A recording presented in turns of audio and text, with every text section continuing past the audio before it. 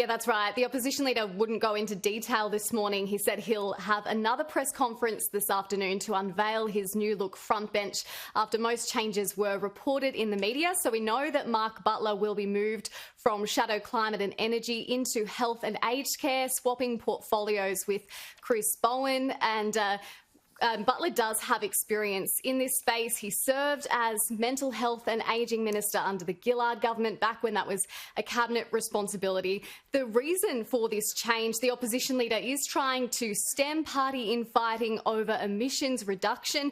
He said in that press conference that he takes climate change seriously, noting that Joe Biden has made it a central priority of his administration. But Anthony Albanese clearly feeling the pressure from within his own party, from those who believe that Labor is failing to win over people in the regions. Mr Albanese effectively confirming this morning that Chris Bowen will be moved into climate and energy.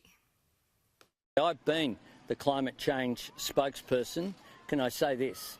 I regard it as an economic portfolio, and therefore someone who has been the Treasurer of Australia is eminently qualified to fill that role. But don't you think, though, that people might think that you are showing less ambition on climate change? No, absolutely. I'm absolutely committed to strong action on climate change.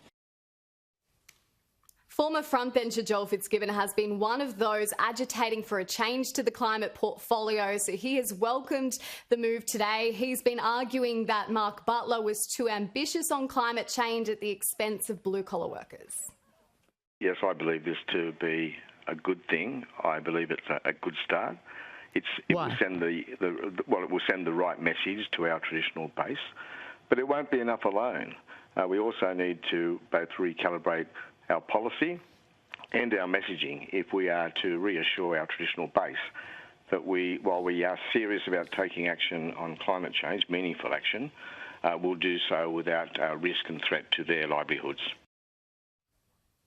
So we'll see this full raft of changes later today, but there's also speculation Richard Marles could be moved from defence to a more domestic portfolio. So this could be a bigger reshuffle than originally planned as Anthony Albanese really tries to shore up his leadership and reinvigorate his team ahead of the next election, which could be held as soon as the end of this year.